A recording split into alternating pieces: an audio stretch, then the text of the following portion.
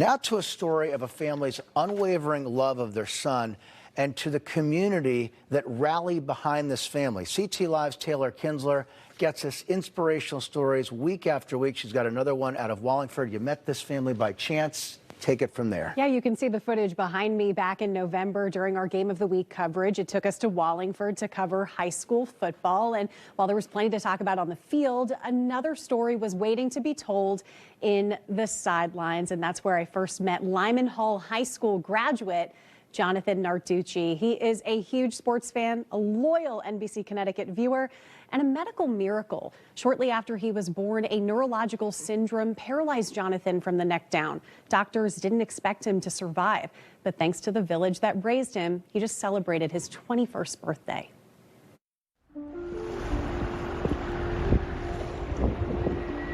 How would you describe your parents? Crazy. I hope you're looking in that direction when you say crazy, not mine. The view is one of the many reasons Bonnie and Paul Narducci call this seaside escape their happy place. But it's also what that view represents. Because we've been through hell and back, but we made it. And it's simple when you look at that smile. Give it to them.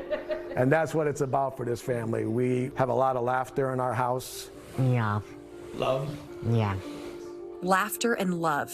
It's what helped them navigate an unimaginable diagnosis. At 7 months old, he got a rare disease called transverse myelitis. We spent a year in the hospital. It was a rough road. A lot of times we weren't sure if we were even going to come home as a family. Our saying is, I go, you go, we go, because we do things together. As long as that foundation is strong, which it is with us and always has been, and we're like this, ain't nothing going to break that. An unbreakable bond, and Jonathan is the foundation. What kind of person are you? Happy. There's things that you can't do that others can do, right? Yeah. How do you deal with that? Just live it. You just live it? Living with intention.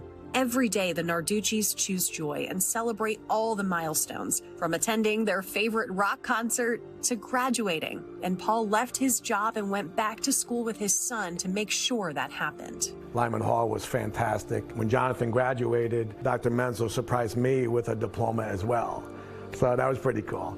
You know, if you're having a rough day, you go and talk to him, or you see a smile and see what has to overcome on a daily basis. Puts it all in perspective. Even on a cloudy day like today, Jonathan has the perfect view to enjoy one of his favorite hobbies. He loves the weather. He loves to watch what's happening, and then he lets us know what's going on. In my mind, I'm Ryan.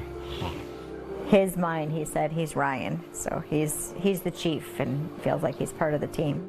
And as every weather watcher knows, sometimes the forecast is out of our control, much like life. But for the Narduccis, one thing is clear. Enjoy every minute, enjoy everything that's given to you, good and the bad. I think people who have met Jonathan and have the privilege of spending time with him realize how special he is, and he's absolutely a miracle.